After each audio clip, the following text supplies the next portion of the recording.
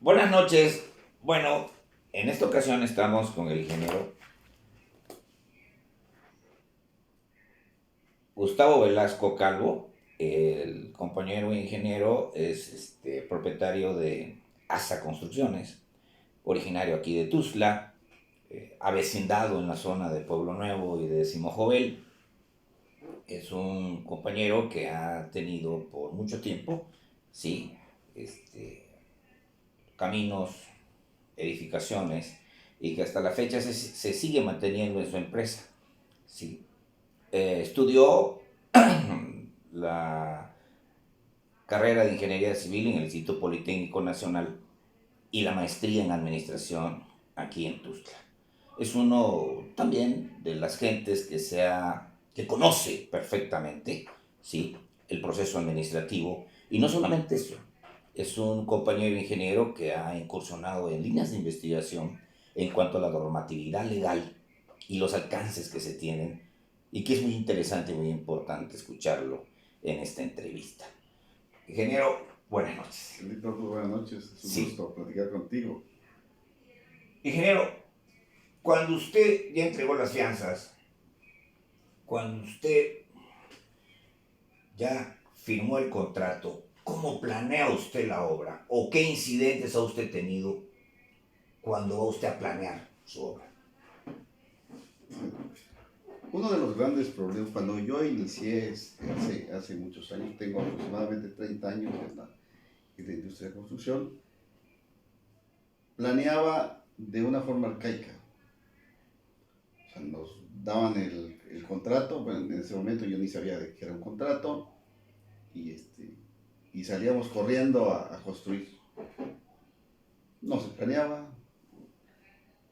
trabajábamos porque Dios nos da a entender y concluíamos y muchas veces ni sabíamos si ganábamos o perdíamos. Nunca tuvimos el, el mínimo estudio en esa parte del control de obra, de la parte de la planeación. Pero conforme van pasando los años, la industria de la construcción es muy noble, pero a la vez los recursos públicos, que en este momento yo ya le entiendo la parte de los recursos públicos, en ese entonces no entendía esa parte, me doy cuenta de que son muy celosos. Entonces, actualmente planeo de forma diferente. Una de los inicios de la planificación y que de las cuales tenemos mucho problema los, los superintendentes o los dueños de las empresas es precisamente el origen de los recursos. En Chiapas la industria particular no la tenemos. O sea, es muy poca vivienda, pues, es lo que más hacemos. Fábricas no hay, o sea, empresas a la cual trabajarles no existe. Entonces nos vemos obligados a trabajar con recursos públicos. Entonces es muy importante ahora definir, para iniciar la planeación de una obra, es leer nuestro contrato. Porque nosotros nos llegan a Chiapas recursos federales y recursos federalizados. Entonces, desde el origen de los recursos se tiene que planear el inicio del procedimiento de las obras. Porque me he encontrado compañeros y amigos que inician la construcción de la obra y ya realizan su apertura de bitácora y no tienen ni idea de cuál es la normatividad que van a utilizar, ya sea la ley de obra pública federal, como comúnmente le llamamos, que no es así, y la ley de obra pública del Estado de Chiapas. Me he encontrado con que son recursos federales y la bitácora ya la aperturaron con la ley de obra pública del Estado de Chiapas. Desde ahí empiezan los problemas. Y adicional a eso, hasta el supervisor ya lo firmó. Entonces, una parte de la planeación muy importante es el origen de los recursos. Porque con el origen de los recursos sabremos cómo poder controlar las obras, los tiempos de los periodos de estimaciones, que son muy importantes, el por qué debemos determinar en cierto tiempo, porque los recursos públicos tienen limitaciones y tienen tiempos definidos. Porque recordemos que en México tenemos un periodo fiscal que es de 1 año.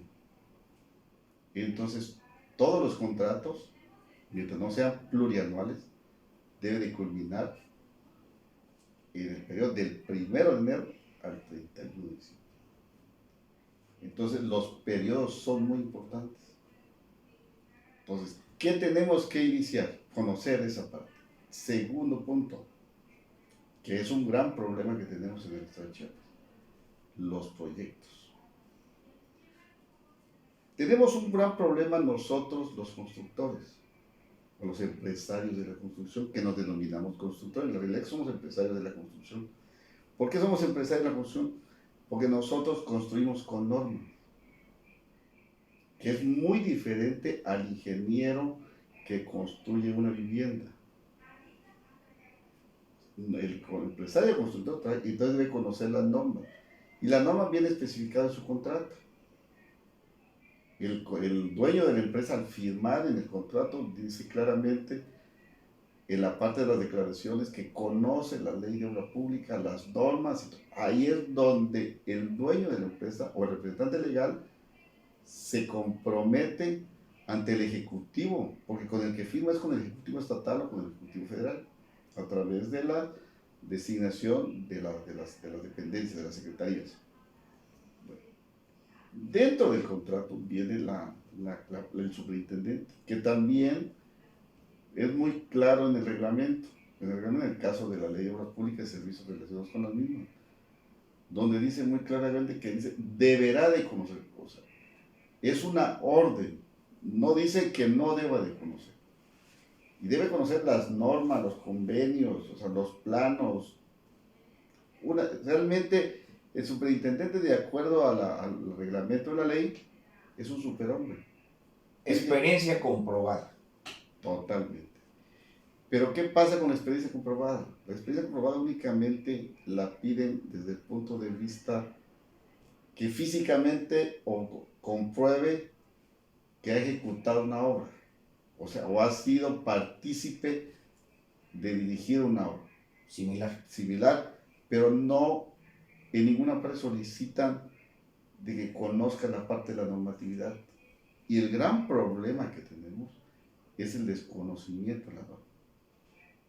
El desconocimiento de la norma, que el superintendente sí la debe de conocer perfectamente, debería de empezar. Pero la segunda nota de la bitácora es solicitar el proyecto ejecutivo. Esa es la segunda nota. Terminado. ¿Por qué? ¿Qué sucede actualmente?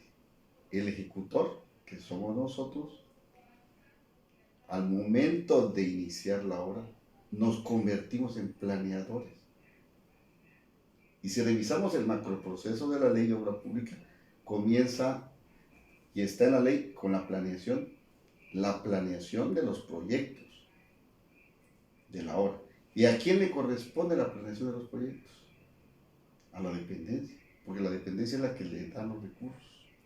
Después de que tiene el proyecto continúa en la etapa que sigue, porque es un proceso. La etapa que sigue es la licitación del proyecto de la obra. ¿Por qué? Porque se supone que ya estuvo planeado, ya tenemos el proyecto, y ya tenemos un presupuesto, y ya está autorizado. Y eso pasa a ser parte de las famosas PAOPs. Son los programas de obras anuales que debe de programar el ejecutor del gasto. En este caso, la ST, o aquí la Secretaría de Obras Públicas, o la Comisión de Caminos, y se lo debe de autorizar la misma. Después de tener eso, entramos nosotros en la parte, el que gana el contrato, entonces es un ejecutor. ¿Qué sucede? ¿Cuál es el primer problema que se encuentra el superintendente de la obra? Que no hay proyectos. Pero si leemos el contrato, en el contrato vienen especificaciones claramente donde viene algo muy importante, en tiempo. Porque el proceso de la ejecución de la obra habla muy claramente en la parte de la definición de que se debe determinar el tiempo y la calidad previstos en el contrato. ¿Qué sucede cuando el superintendente él no tiene el proyecto, sus tiempos de ejecución continúan, no se paran. Entonces, al no pararlo, puede llegar a la conclusión del término del periodo de su contrato y sucede que en esa cláusula tiene un problema, porque no está, hay un incumplimiento del contrato que se puede derivar a una rescisión administrativa del contrato. Entonces, el desconocimiento de la norma, del superintendente le puede llevar al contratista a poder quebrar en una obra. Con la situación de las fianzas, nosotros afianzamos todo, anticipos, cumplimiento y al último, bueno, todo está afianzado. El no cumplir el contrato, la dependencia puede solicitar las fianzas. ¿Y qué sucede? Pues nos pueden quitar los bienes que tenemos. Entonces, el superintendente es muy importante que conozca la norma. Pero el ejecutor, tenemos un problema con el ejecutor. El ejecutor, contra el afán de lograr y terminar su obra, se convierte en planeador. Pero él no es un planeador, él es ejecutor. Entonces, ¿qué se tiene que hacer? Al momento de no entregarte, en el contrato claramente viene, y solo en el contrato tenemos 2 salvavidas, creo que hasta 3 salvavidas tenemos. El primero es la suspensión temporal. Al no tener un proyecto, inmediatamente se debe solicitar la suspensión temporal, porque es la única forma legal de suspender el tiempo de ejecución manejado en el contrato. No hay otra forma. Cosa que no muy usamos. Y te voy a poner un ejemplo claro y tácito de las grandes empresas constructoras en México. Por ejemplo, el Tren Maya. Sí. El Tren Maya, cuando salen, son recursos públicos. Los recursos públicos para obras de tales magnitud son una maravilla para el empresario constructor de ese tamaño. ¿Por qué? Porque tienen de sus despachos de abogado, tienen su gerencia de proyectos muy bien definida. El presidente hace algunos días comentó de que la obra le estaba saliendo muy cara por la parte de suspensión, porque lo más seguro es de que al momento de que se ampararon y solicitaron la suspensión, Sí. ¿qué sucede con esas grandes empresas? Inmediatamente suspendieron y solicitan los gastos no recuperables. Pero imagínate los gastos no recuperables de una obra de millones de dólares. Por eso el presidente de la República dice, nos está saliendo muy caro y tenemos que seguir adelante. ¿Qué sucede con nosotros los más pequeñitos? Como el presupuesto es muy poco en el Estado y realmente somos muchos, lo que luchamos es para que nos den un contrato. Entonces absorbemos toda esa responsabilidad que le corresponde al ejecutor del gasto, que es la dependencia. No lo queremos hacer porque tenemos miedo. Y es un miedo realmente razonable y entendible. ¿Por qué? Porque si tú peleas tus derechos, porque un contrato tiene derechos y obligaciones, si tú solicitas todos tus derechos que tienes, es probable, y te pongo entre comillas, que los puedas ganar. O puedas solicitar una suspensión, o puedas solicitar tus escalatorias, tus gastos no recuperables. Pero la posibilidad de que terminas en otro es nulo. Entonces, ese miedo nos obliga a realmente aceptar todo lo que no es, todos nuestros derechos que tenemos en el contrato, lo omitimos.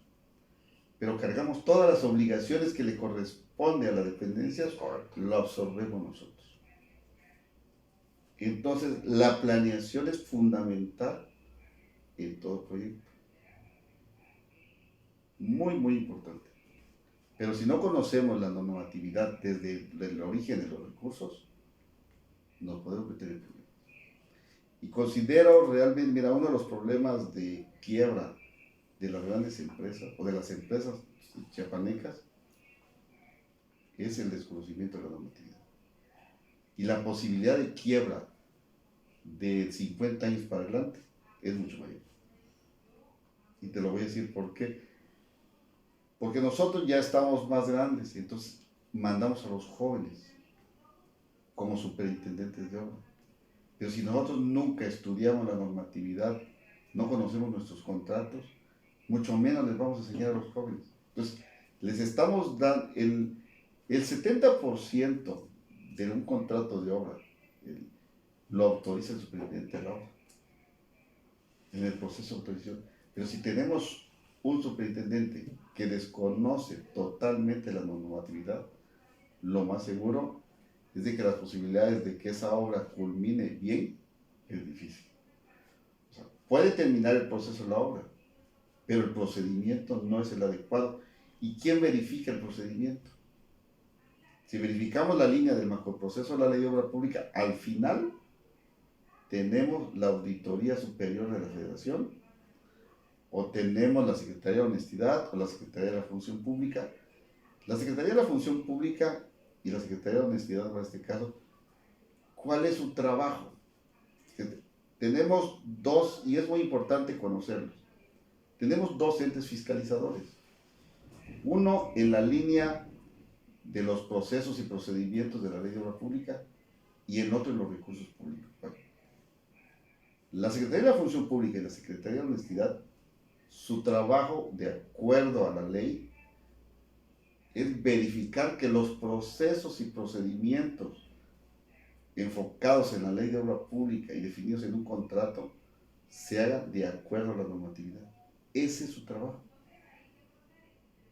Para cuando llegue la Auditoría Superior de la Federación o la Auditoría Superior del Estado, que es parte del Poder Legislativo, recordemos de que el presupuesto lo autoriza el Legislativo, entonces el dinero le corresponde al Legislativo.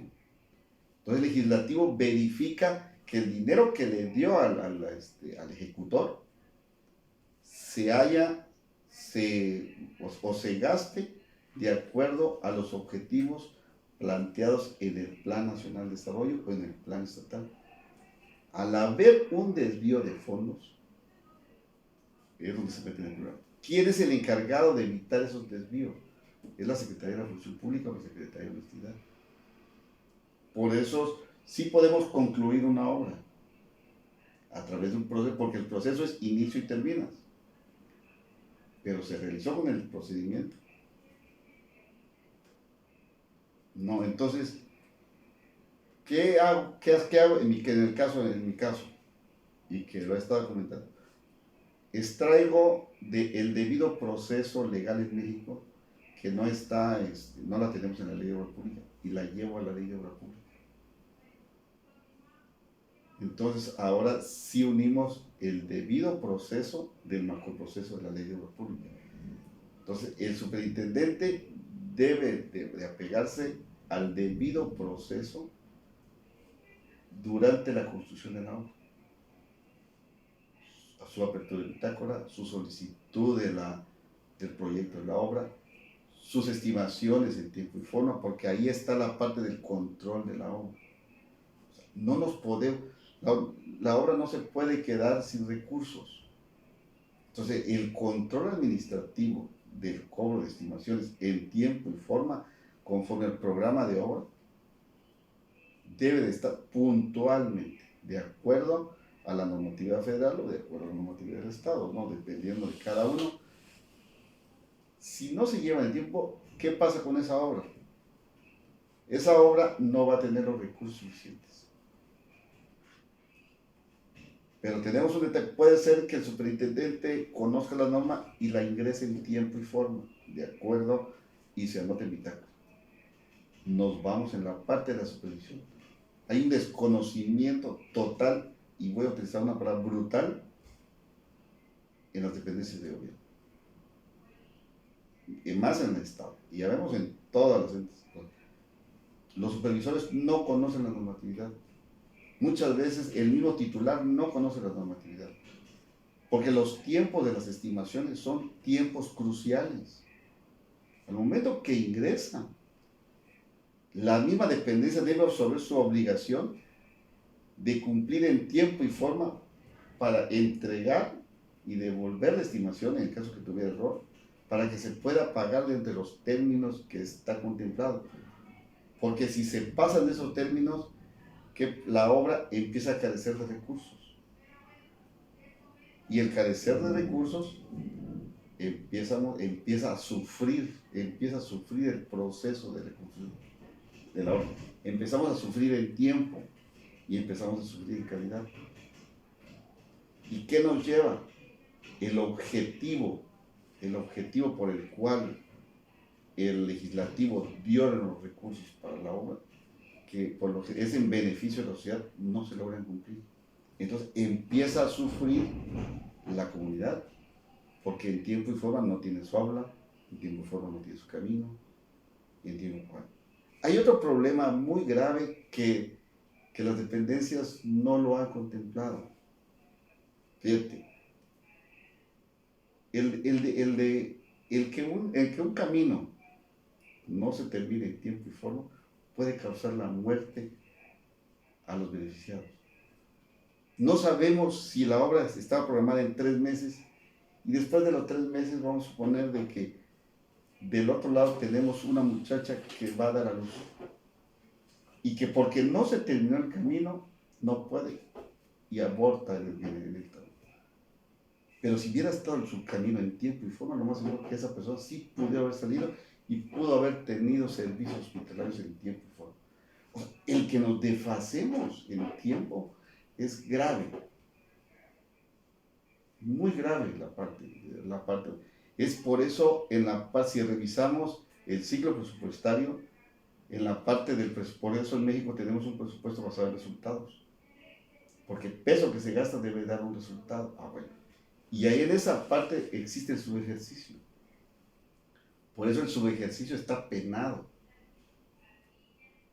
Pero sucede.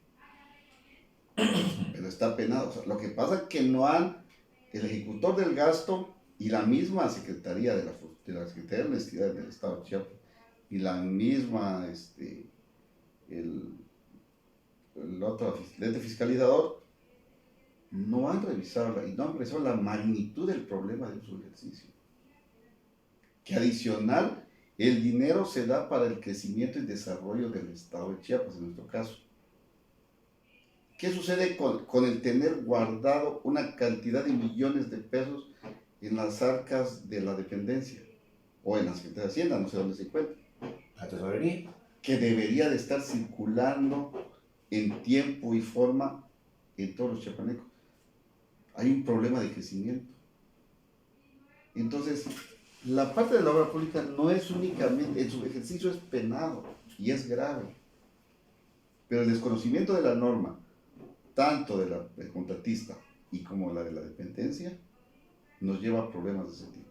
Entonces, ¿qué pasa si tú quieres realizar en un principio y forma, realizas tu procedimiento de planeación y control de la obra? Realmente llega a ser teórico. Porque además los presupuestos no están bien hechos. ¿Por qué no están bien hechos? Porque la realidad, si revisamos el presupuesto de egresos del Estado de Chiapas y nos vamos a la parte de la clasificación del objeto del gasto, de cómo se vienen divididos en los capítulos, en las partidas, o sea, la partida 1000, la partida 2000, la partida 6000 que nos corresponde, no hay una partida para la parte de los proyectos. No existe. Entonces, con sus propios fondos que tienen dentro de la administración, de la dependencia, pues ahí tienen su área de proyectos, que la mayoría de las veces es ineficiente. Incompletos. O incompletos, entonces no pueden realizar una planeación, no pueden hacer proyectos ejecutivos a la altura de como se debe hacer. Entonces, va la planeación conjuntamente con el gasto. Y primero es la planeación y después se gasta. Pero aquí van juntos. se planea y se gasta, o muchas veces se gasta y después se cuadra. Ingeniero, pero aquí manifiestas una realidad. Esa improvisación porque los proyectos están incompletos y esa improvisación que se hace en la planeación, a veces el contratista suele hasta sacar créditos, ¿sí? Por el problema de que no están ni el proyecto completo y los pagos de las estimaciones siempre son a destiempo. Una pregunta, ¿cómo ve usted lo común de los compañeros constructores que solicitan su crédito? ¿Y en qué momento se debe solicitar esos créditos? Estamos hablando de planeación, en la planeación. Si nos podemos estudiar el presupuesto de ingresos de la Federación, el presupuesto de ingresos del Estado de Chiapas y la ley de ingresos del Estado de Chiapas, dice claramente que debe de guardar un equilibrio entre el presupuesto y el ingreso. Lo que nos dan se gasta. No puede existir una... Entonces, si nos revisamos la parte de planeación, en uno de los puntos de la planeación que está en la ley de obra pública, tanto federal como estatal, viene la revisión de los recursos, de los fondos. Y entonces, en el momento en que se licita con el proyecto y en el momento que se firma el contrato, viene claramente el contrato del origen de los fondos y la clave presupuestal. El dinero está cautivo. Entonces, el dinero existe. Está Por lo cautivo. tanto, el contratista no debe de pedir recursos Ingeniero, adicionales. es cierto lo que dice usted.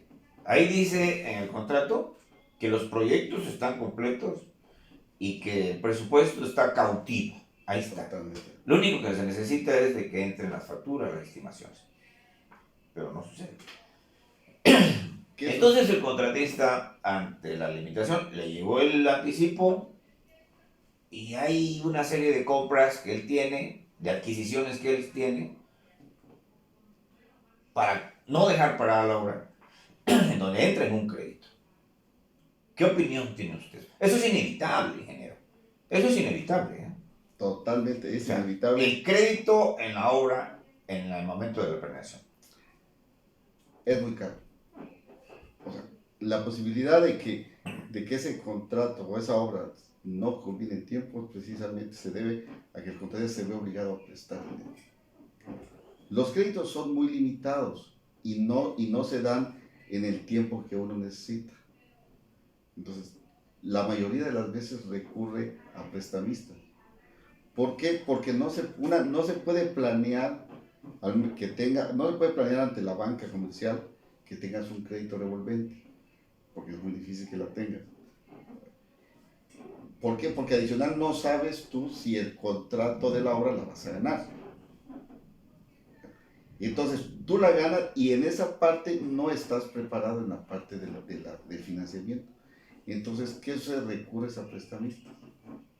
Con porcentajes totalmente desproporcionados. Y si nosotros analizamos, cuando analizamos los precios unitarios en la parte de cuando haces tu análisis financiero, por supuesto que no consideras la TIE más los puntos. 2.5.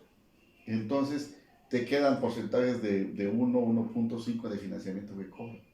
Pero al recurrir a créditos externos, hay créditos externos del 10% mensual. Entonces es imposible. ¿Qué sucede ahí? O le quitas una parte de la calidad o definitivamente la dejas tirar. Entonces es gravísimo esa parte. Sucede muy a menudo. Por eso tenemos problemas con las empresas. O sea, si revisamos, no tenemos empresas fuertes en el Estado. Y cada día tenemos empresarios más endeudados, y más endeudados, y más endeudados. Entonces hay un problema de normatividad. Eso no debe suceder. Sí sucede. Revisemos todas las obras. Las obras en la gran mayoría no se terminan en tiempo y forma. ¿Y por qué en la SCT se termina? ¿Y por qué en el Estado no se termina? ¿Por qué en los municipios no se termina? ¿Y por qué en los municipios no se termina? Porque se cumple la normativa. hay seguimiento a la normatividad del lado federal y no hay seguimiento en el lado estatal, No. ni hay seguimiento en el lado municipal.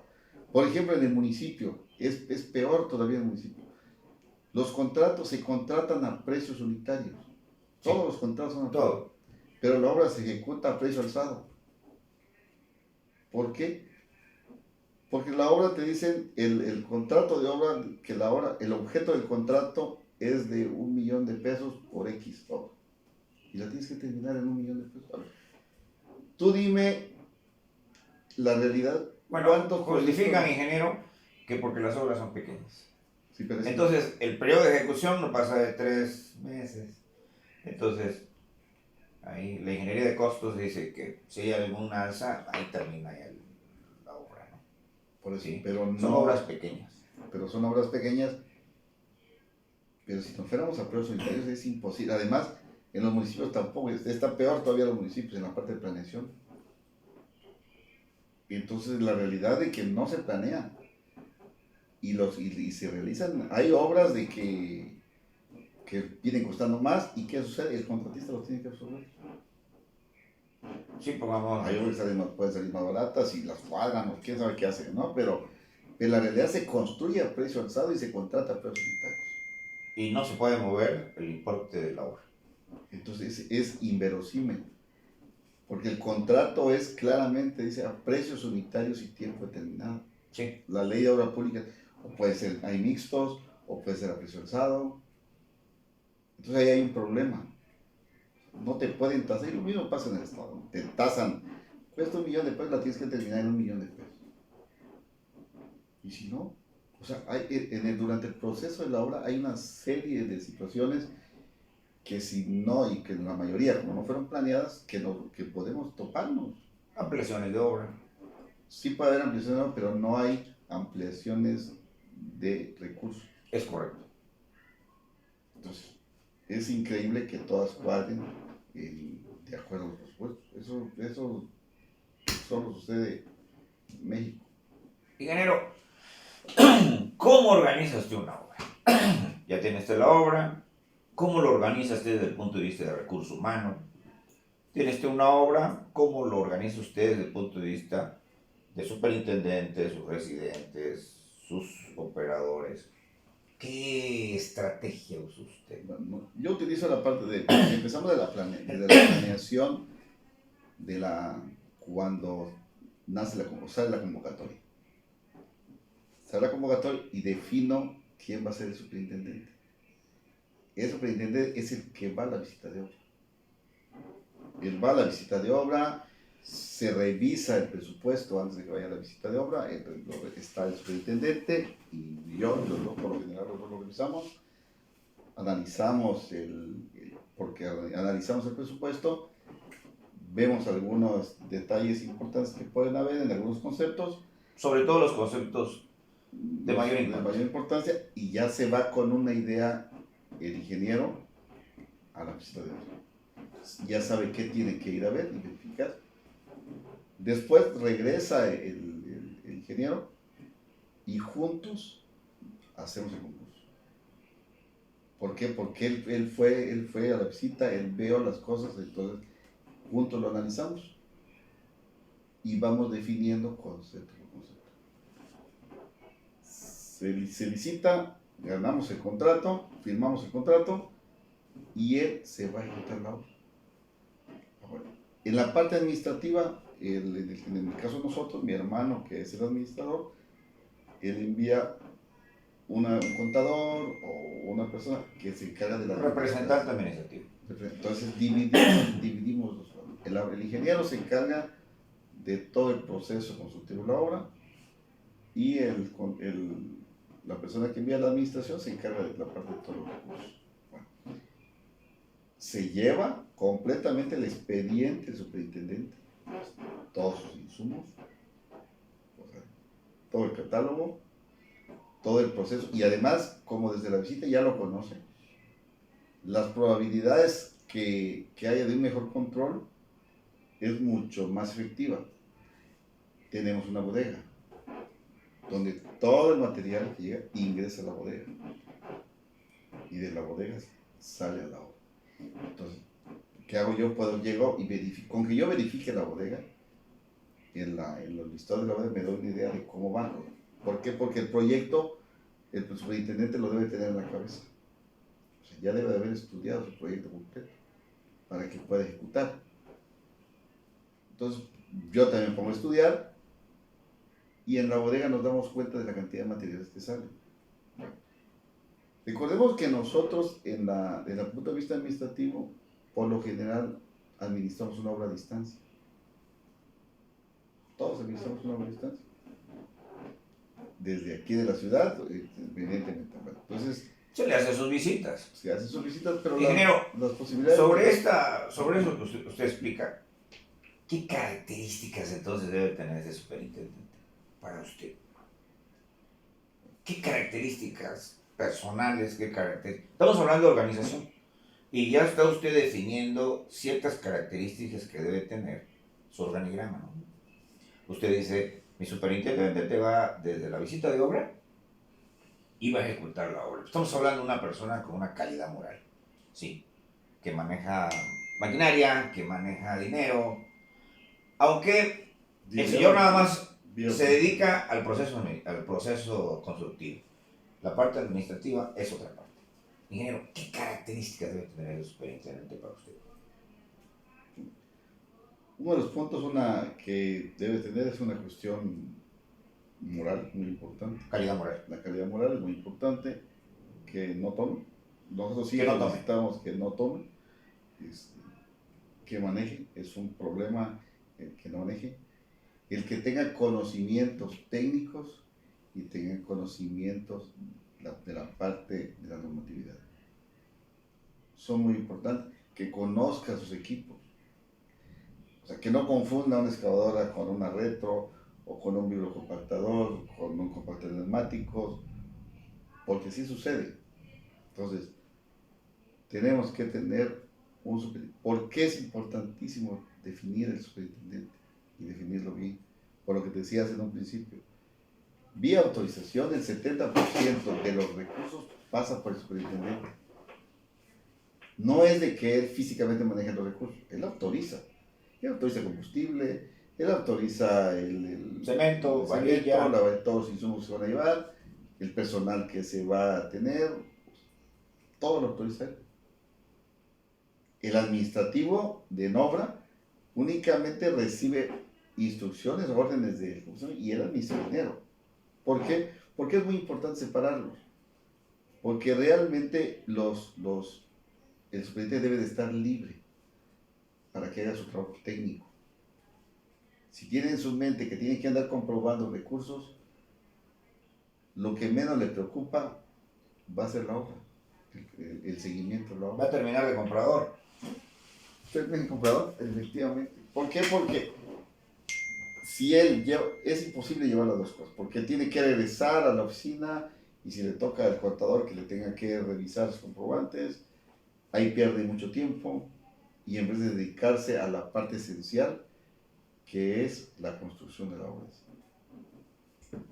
El señor entonces debe tener una buena calidad moral, no debe tomar, saber conducir, manejo del personal, experiencia comprobada en la obra. Totalmente. ¿Qué más, ingeniero? Identificado en su personal. ¿Qué más podría usted ahondar sobre un superintendente? Ingeniero, puede salir un gran rata, puede ser un muy buen profesionista. ¿Qué características cree que usted que debe tener esa persona? Por eso te hablaba de la cuestión moral, es muy importante. Y la otra parte, la parte de las relaciones públicas. Tiene que saber, le corresponde atender a su supervisor de obra. O sea, el tener mucho conocimiento y adicional con una calidad moral,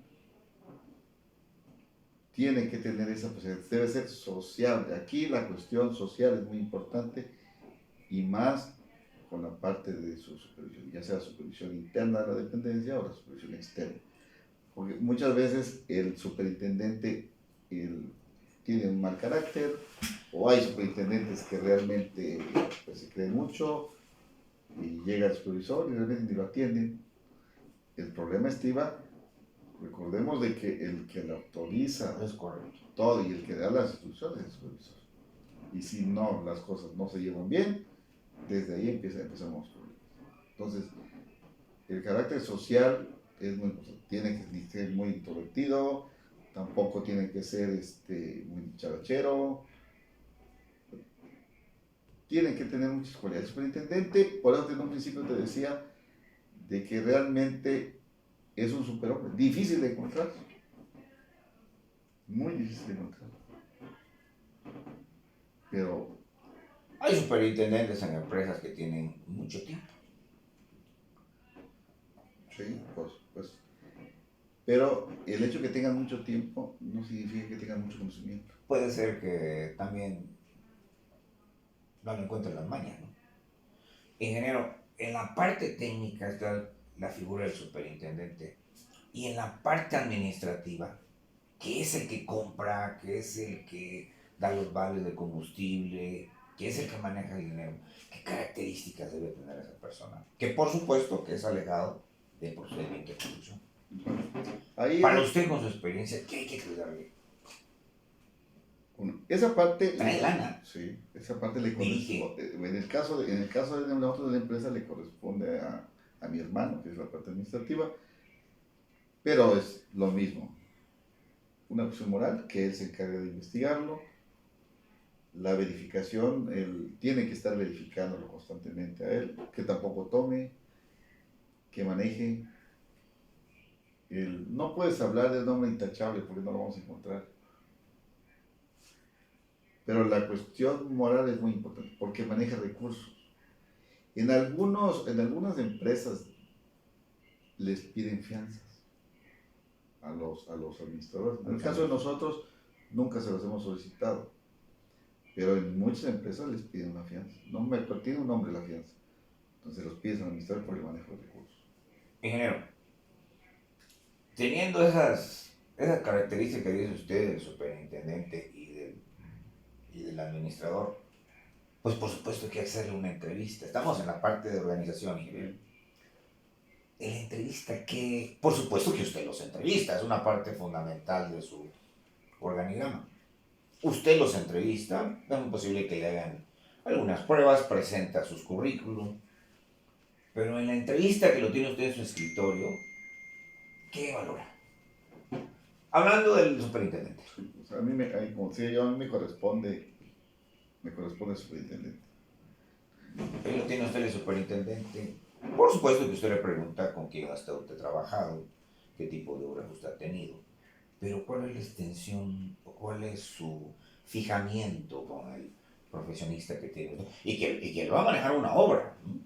Fíjate que ahora ya conceptualizo y veo diferente la forma en la parte de entrevista.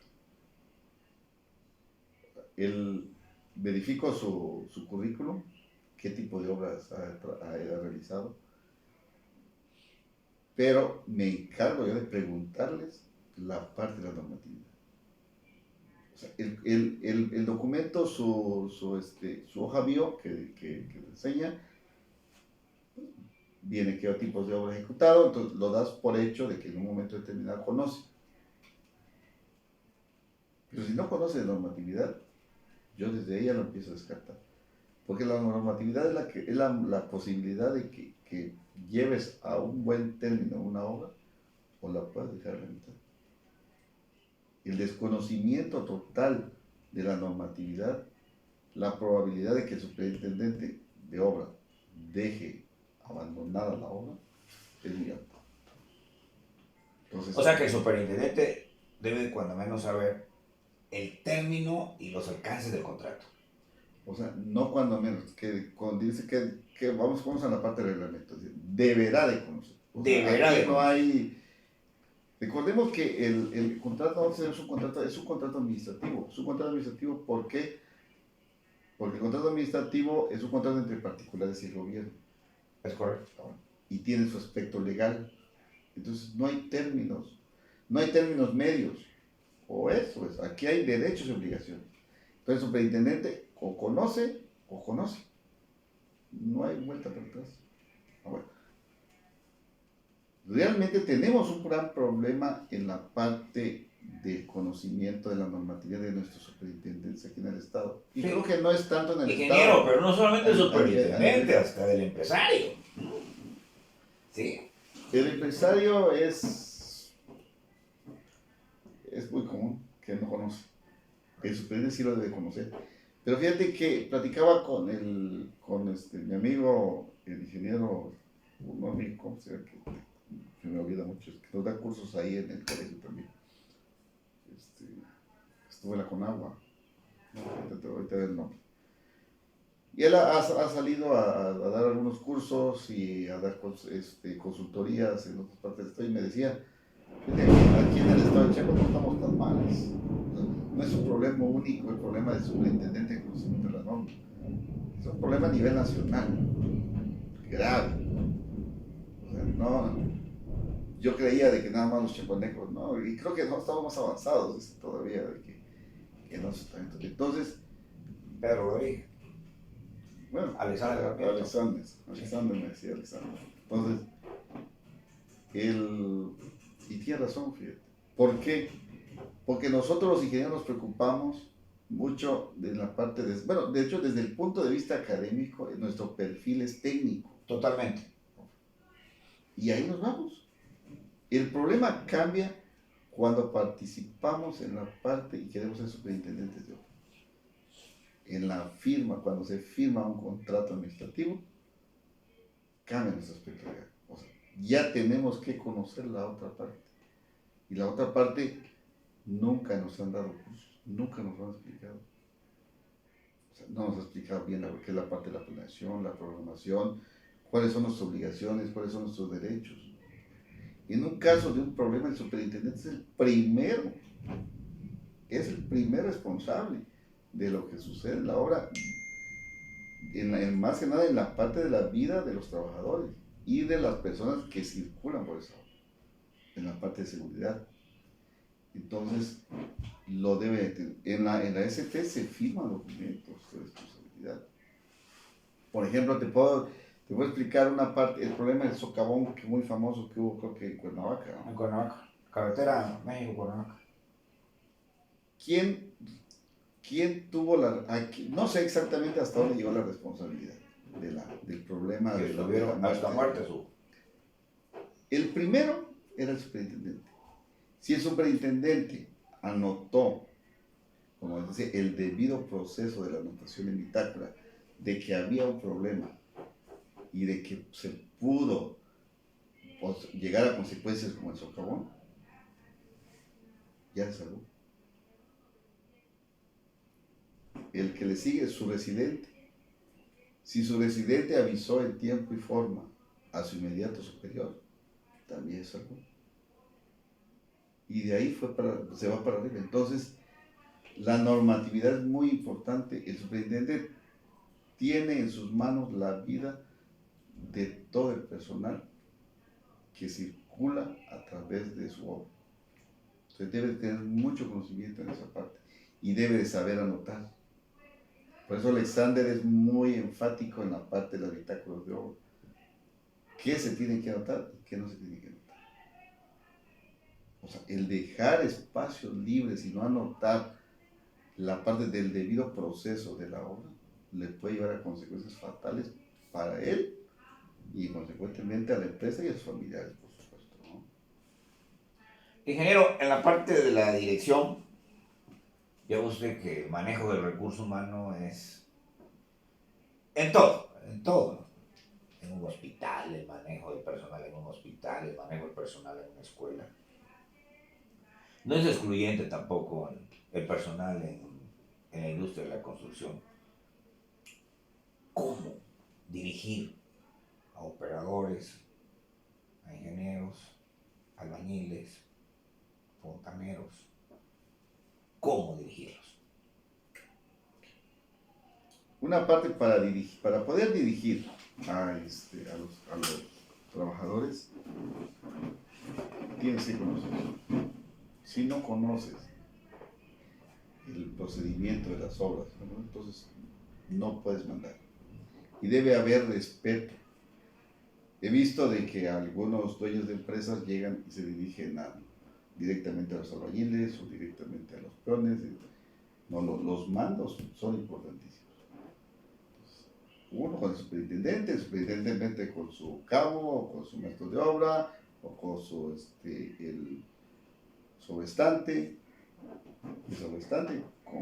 Debe respetarse las líneas de autoridad. Si no se respeta, el que se brinque uno las líneas de autoridad nos puede llevar a un problema. Entonces, en una hora es muy importante, porque recordemos de que la mayoría de la gente tenemos mano de obra no calificada, bien, mano de obra calificada, pero los grados de estudio son diferentes. Entonces, entre ellos hay respeto. Ellos sí respetan muy bien a su maestro, a su sobrestante, a su cabo, porque el maestro sabe perfectamente cómo pararlos. Pero en un momento dado se puede brincar ingeniero. O sea, pueden lastimar al ingeniero si el ingeniero si quiere brincar ese orden, ese proceso. Entonces, uno lo debe respetar. El superintendente debe de nombrar a su gente, al cabo, al sobrestante, conjuntamente, pues si hay tenemos la dirección técnica, con la dirección técnica. Por lo general, el director técnico y el supervisor siempre tienen sus sobrestantes, o tienen sus cabos, o tienen su maestro. Entonces, conjuntamente cada siempre se define. O muchas veces la dirección técnica, pues ya tiene a sus sobrestantes definidos y se lo presenta al superintendente, ¿no? Y de ahí para adelante le corresponde al superintendente la línea de mando. Ese respeto que se debe dar, si no, nos metemos en perder. ¿Algunas políticas que en su empresa se tenga sobre el manejo y dirección de personal? O sea, lo común, tratar de evitar el alcohol es muy importante. El respeto es muy importante, lo comentamos, el respeto a los supervisores,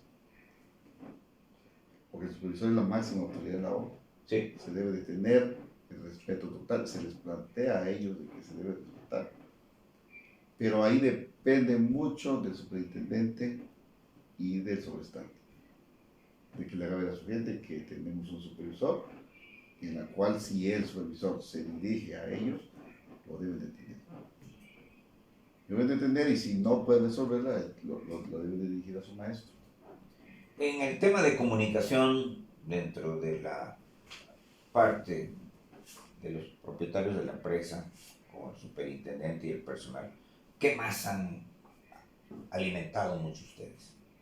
La parte de comunicación. El factor de comunicación en la dirección de una empresa. Se debe trabajar a puertas abiertas. O sea, las direcciones que se tengan, tanto administrativas como técnicas, deben de trabajar a puertas abiertas. O sea, para recibir en primera instancia a cualquier personal de la obra, lo deben de recibir. Inclusive a los mismos peones lo deben de recibir. Para escucharlo. Muchas veces se conoce cosas en la obra por los peones o por los albañiles. Por el bodeguero. Por el bodeguero, por el superintendente. Entonces, si no trabajas con las puertas abiertas, es difícil que tengas esa comunicación. Debe existir. O sea, no deben de ver al dueño o al director el director de construcción como alguien inalcanzable. O sea, yo soy de la idea de que también debes de llegar, cuando llegas a la obra, a saludar, por supuesto, es una parte de respeto a todos. que se enseña. Respeto, y cuando tienes que dirigirte, ya sabes a quién dirigirte, ¿no? Y eso es muy importante. Esa es una verdadera comunicación que tiene. ¿Por qué? Porque conoce los pormenores de la obra. Si alguien llega y te comenta algo, pues ya te retiras y en la parte donde tengas que comentarlo, que ya con las personas que lo tienes que comentar, ¿no? No gritarles en su momento al ingeniero, como comúnmente sucede, o al superintendente, o al maestro de obra, o al subrestante, que le gritas delante de todos, que las cosas no son así. Entonces se debe de llamar. Insultarlo. Se debe de llamar y platicar, maestro, estas cosas. O tú, no hacer tus recorridos o tus visitas de obra, ver algo que no es correcto, te retiras y le dices, yo vi un detalle aquí, vi el albañil que no está haciendo las cosas correctamente, vi esto, toma nota, ¿no? Entonces ya a la delegación le corresponde Creo que esa comunicación debe ser muy importante. Hay dos partes en la dirección de una administración de obra, ingeniero. Uno, cuando tiene uno muy buen personal, cómo se motiva. Y otra, cuando el personal, pues la verdad que no dio el ancho, ¿no? ¿Cómo maneja usted esas dos situaciones? Fíjate que en la parte, Trabajadores valiosos y trabajadores nocivos. ahí nosotros realmente en esa parte sí hemos cometido un error. En la parte de la parte del personal valioso. O sea, no sé si derivado de la situación de la no continuidad de las obras y el problema de los recursos económicos que han variado, el, no lo hemos hecho en que se les tenga que dar algún incentivo, ¿no? De cualquier forma, un incentivo. Creo que ahí es una parte en donde nosotros hemos flaqueado. ¿Cree usted que la motivación de un buen personal solo debe ser económica? No, Mi pregunta es administrativa. no, o sea, ¿qué hacemos nosotros? ¿Qué sí hacemos? Los mandamos a cursos, los mandamos el, les abrimos las puertas también para que ellos se relacionen y que vayan directamente a las dependencias, el que donde se abran cursos les abrimos, donde ellos les damos la oportunidad de que se pongan, más que nada en la parte de preparación sí les abrimos las puertas, nos motivamos, les pagamos los cursos, si encontramos cursos que valga la pena nosotros, investigamos nosotros, los inscribimos y los enviamos. O sea, en esa parte sí lo hemos hecho y lo hacemos siempre. En el caso de que, ya ve que en una obra siempre hay alguno que otro trabajador nocivo y que no se cumplen con los objetivos, ¿qué determinantes tiene la empresa? Bueno, cuando encontramos una situación se la da de baja. O sea, no hay vuelta para atrás. Le corresponde dependiendo si es la parte administrativa, pues si es en obra, le corresponde al administrador, da la participación de baja, se liquidan, o sea, se les pagan su semana y se les da de baja. Es muy común, ingeniero, de que en las obras nos roban.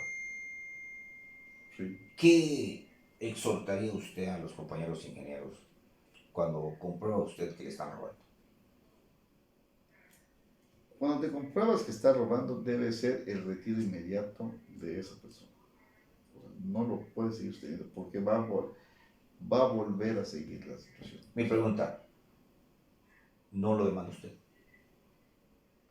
¿No lo ha usted demandado? Hasta este momento no. ¿Por qué? ¿Ha usted comprobado que el personal, estamos en la fase de dirección, Sí. lo comprobó usted que le robó bombas o que le está robando combustible o que le cambió las llantas completas de volteo? Lo comprobó usted y lo pudo usted haber demandado ante el Ministerio Público.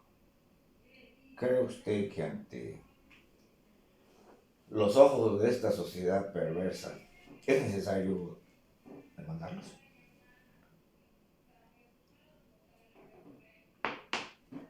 Si nos vamos de acuerdo a la parte de la ley y la parte de la justicia, en esa parte se debe de hacer.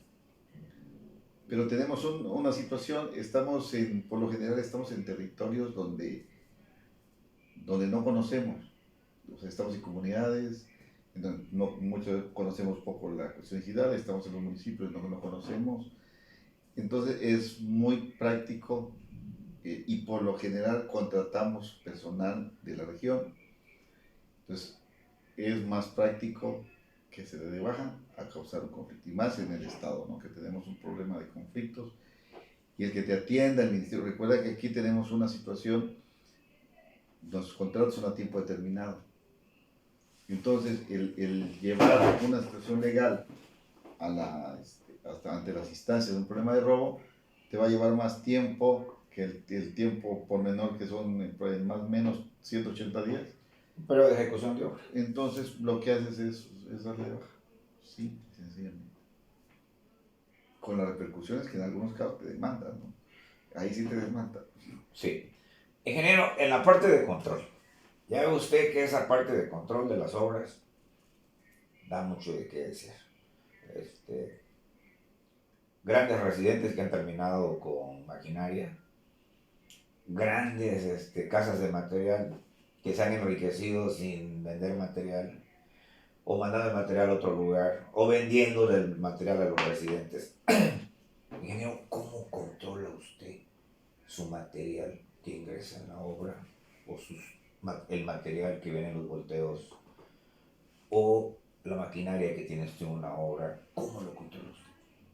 Me podrás decir, no, es que el superintendente que tengo es un hombre que está como mis ojos y el administrativo igual.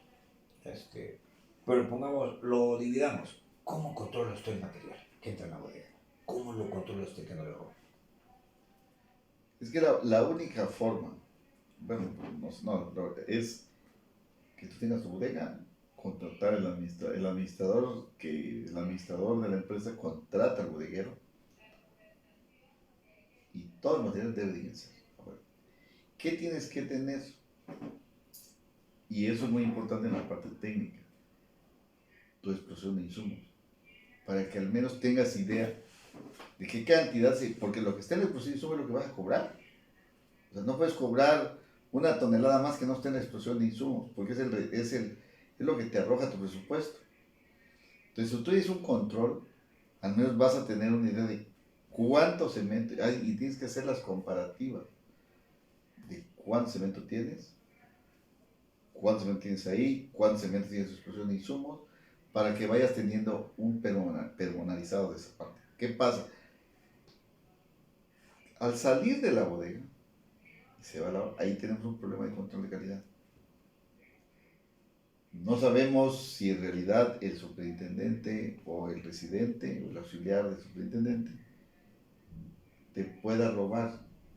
Si es un concreto 200, llega y le pone concreto 150 y se va. Llega del laboratorio y verifica y pues no sé qué pasa, y a veces pasa completo, entonces ya no tienes ese control en ese momento. Al salir de la bodega es más difícil la posibilidad de que se pierda el material en el trayecto.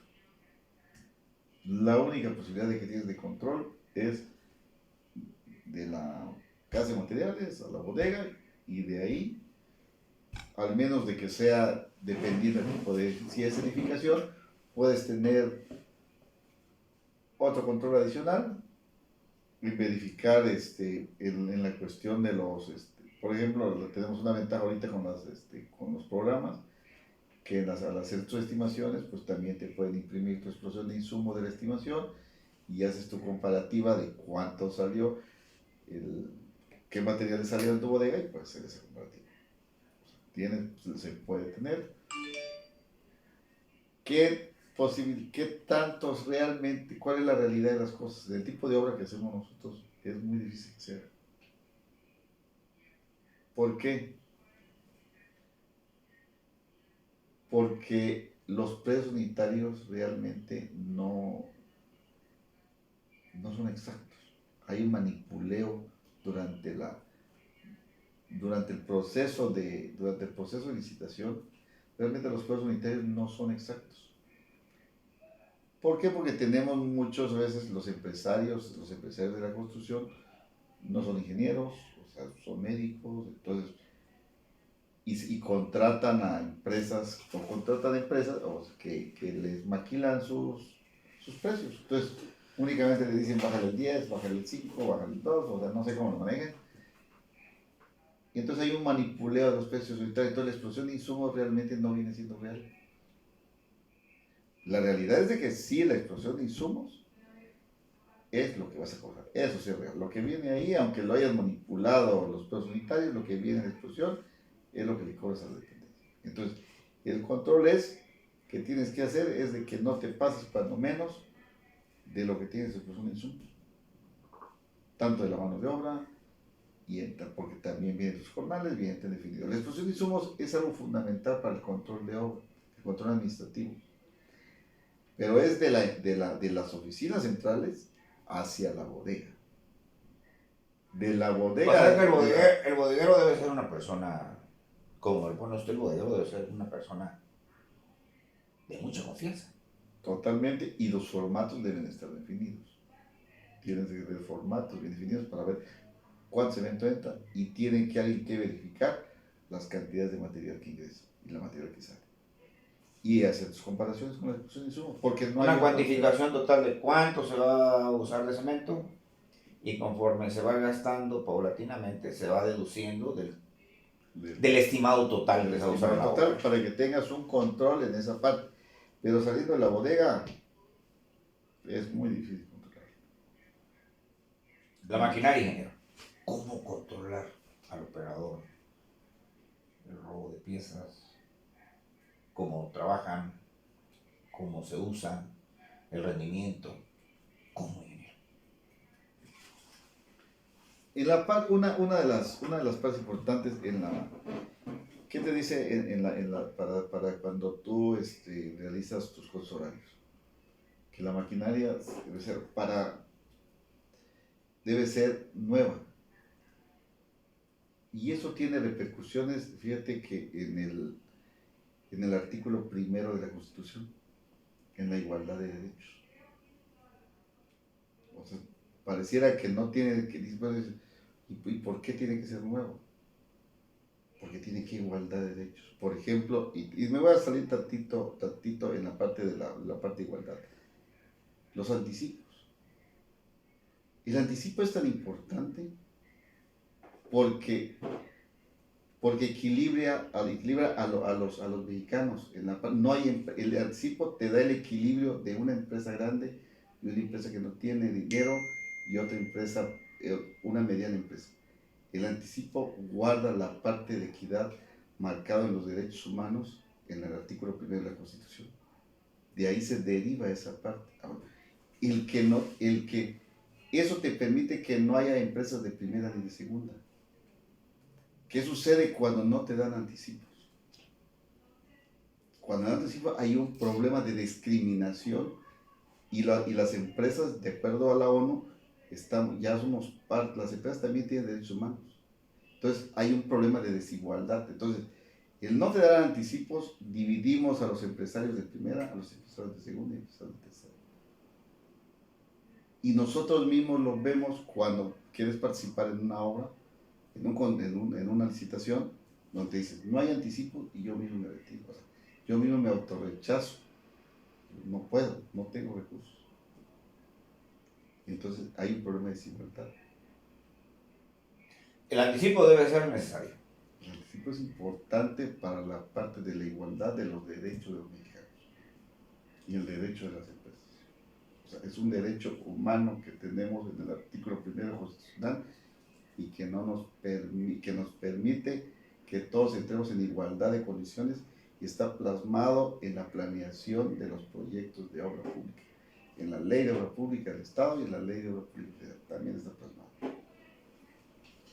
Ingeniero, ya usted que en la historia de la construcción en Chiapas, que es en donde nos circundamos nosotros, hemos visto una cantidad de contratistas que lo hemos visto en las dependencias, en los contratos, y hay otros que han desaparecido y otros peor, han sido embargados, ¿sí? Han terminado en una tragedia económica su vida empresarial. Ingeniero, ¿qué opinión tiene usted? ¿Qué les falló? Y conocer sus Ingeniero, derechos. ingeniero, hay buenos constructores, pero fueron malos administradores. Es que, a ver, te lo voy a poner muy sencillo. Tienes que conocer tu negocio. O sea, si tú abres una tienda de abarrotes, tienes que conocer el negocio de abarrotes.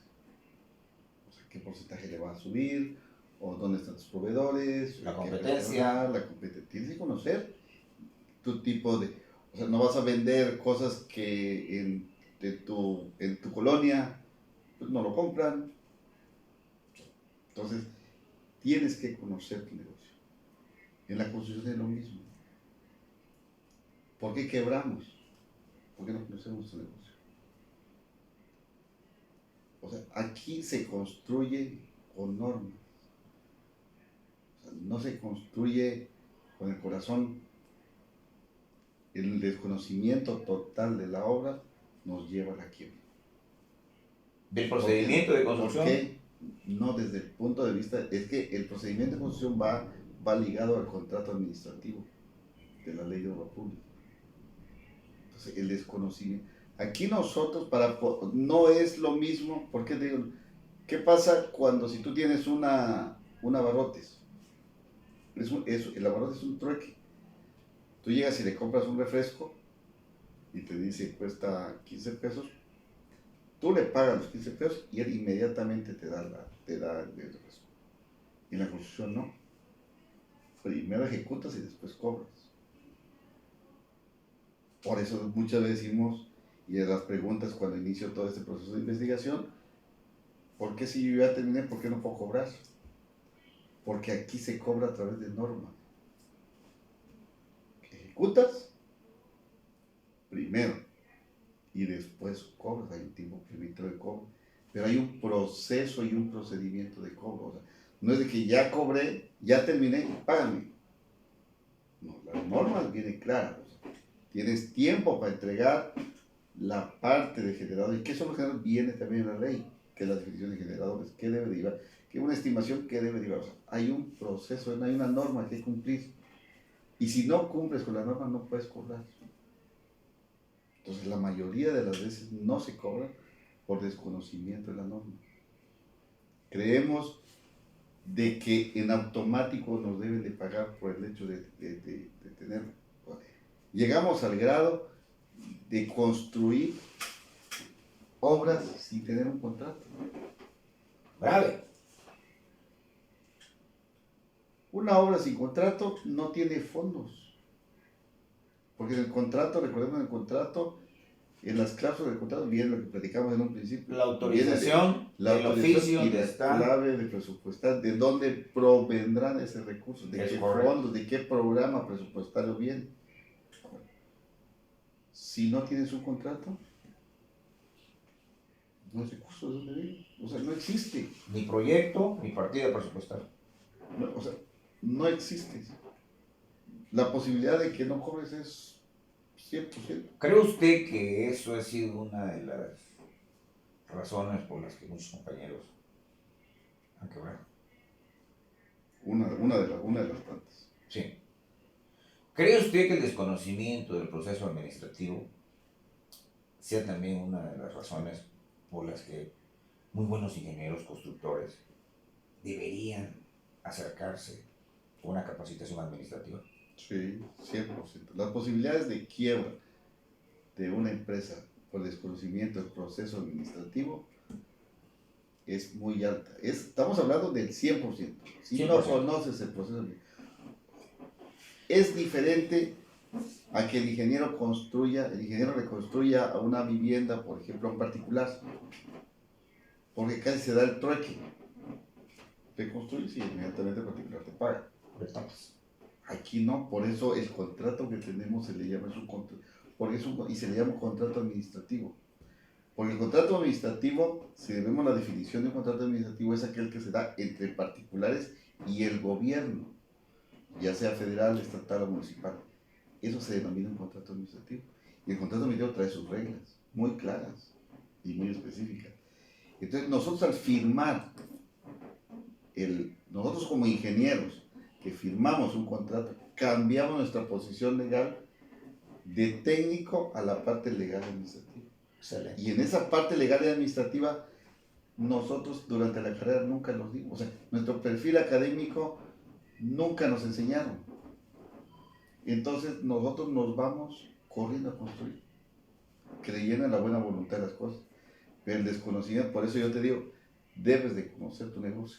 Porque este es un negocio. Pero es un negocio basado en normas. No es un negocio como en una tienda de abarrotes. Que no está, la norma en la tienda de abarrotes los da el que lleva el producto. Entonces, tú ya no, Ahí establece el precio. por eso, ya no tiene nada que ver con la norma. Ahí entregas el chile o lo que te vendan y te entregas el chile y se acabó. Aquí no. Porque aquí adicional a eso somos fabricantes. Nosotros, porque nosotros todo lo procesamos. O sea, nosotros no cobramos Cuando cobramos en el proceso de la obra, no cobramos el cemento, no cobramos la grava, somos la industria de la transformación. Mezclamos arena, mezclamos grava, mezclamos cemento, mezclamos todo y cobramos concretos. O sea, cobramos muros, cobramos base hidráulica, cobramos carpetas, o sea, entonces somos la industria de la transformación. O sea, adicional a eso somos fabricantes. Entonces, fabricantes, y como fabricantes debemos conocer la norma. La norma para fabricar esa parte. Y adicional, la norma para poder cobrarla. Entonces, realmente tenemos un trabajo muy complejo. Yo creo que es una de las industrias bastante complejas y en donde se requiere de mucho estudio, tanto en la parte administrativa como tanto en la parte técnica. Pero efectivamente, el problema de quiebra de las empresas es en la parte administrativa. Ingeniero, ya veo que uno está uno vinculado, usted que habla mucho de la norma, vinculado con el Seguro Social, con la dependencia, con los pagos en Hacienda, con Infonavit, con Hacienda del Estado. ¿Qué opinión podría usted darnos sobre los pagos que se hacen en los indirectos en los concursos? Ya usted que no queremos pagar el seguro, no queremos pagar Infonavit, no queremos pagar esto. El control de calidad de una obra, le bajamos. ¿Qué? Ha sido muy común que se le baje la calidad de lo que marca el concepto de obra. Es que aquí hay problemas. Hay un problema. Contratistas mañosos. Fíjate que hay un problema de conocimiento. Toda la parte Hay una gran lista en el seguro pero de contratistas intervenidos. ¿sí? Sí. Que sabe usted que después que le llega su utilidad, al paso del tiempo esa utilidad va a ser con la que va a estar a pagar lo que uno debe. Pero fíjate que eso es una larga cola que se lleva. O sea, ese es cuando se llega el problema. Pero trae cosas que resolver, o sea, antes, y proviene desde el artículo 135 de la Constitución. Nos habla que los recursos, ahora los recursos públicos fue lo que más se maneja aquí en el Estado. Los recursos públicos se deberán administrar con eficiencia, eficacia, economía, honradez. Pero fíjate, la eficiencia y eficacia es algo muy importante que desconocen las dependencias. Para que sea eficiente y eficaz, los contratos de obra pública deben ellos tener presupuestos reales que están muy bien definidos en la parte de planeación. La parte de que tengamos un tabulador. El tabulador claramente dice cada que haya cambios macroeconómicos o económicos dentro del país, problema inflacionario, se debe de modificar. Inmediatamente se debe modificar. O hacer las escalatorias. Pero ¿qué sucede? No, aparte de la escalatoria, te debe pagar la escalatoria. Pero ¿qué sucede? ¿Qué sucede con el ejecutor del gasto? Que es el funcionario, el director, el secretario, quieren realizar más acciones con menos recursos. Economía se llama eso. Una parte hablemos de economías y otra parte es que creo que lo que la mayoría de las veces se pueden a cuidar su puesto.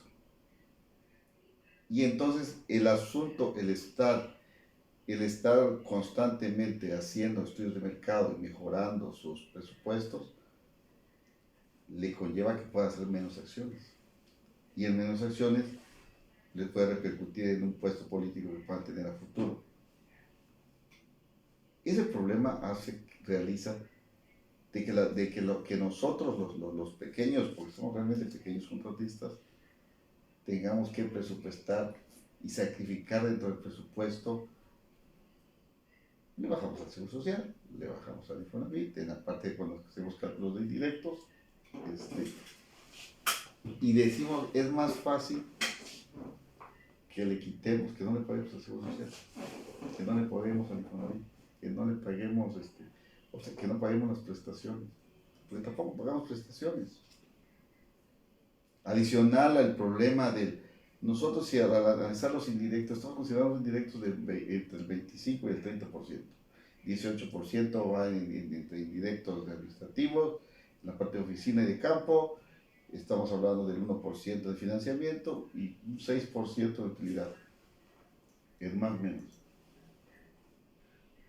¿Qué sucede con el problema de la corrupción? Que te quitan del 5 o el 10%. El 10% el total no del costo directo, el total de tu presupuesto que incluye tu costo directo más todos tus sobrecostos. Entonces, y si tú tienes el 6% de utilidad, ¿de dónde vas a obtener para pagar eso? Le vuelas seguridad social, le quitas el Infonavit, no le pagas pensiones a los trabajadores, calidad de la obra también se lo quitas. O sea, porque los números son reales, pues, o sea, de algún lado va a salir y además te tiene que dar utilidades. Y entonces es un verdadero calvario que tiene el contratista. Creo que no, la culpa no la tiene totalmente el contratista. Yo creo que es un problema, como también dice nuestro presidente, es un problema de corrupción. Y la corrupción no se da aunque no te lo pidan. El problema de corrupción es desde que tu presupuesto no está conforme, de acuerdo al mercado, desde ahí es un problema de corrupción. Porque hay un problema de eficiencia y eficacia, marcado perfectamente en el artículo 135 constitucional. Entonces, nunca va a haber eficiencia y eficacia, porque desde ahí tenemos un problema. Entonces eso nos conlleva y nos va arrastrando que al final del día tenemos los problemas que tenemos.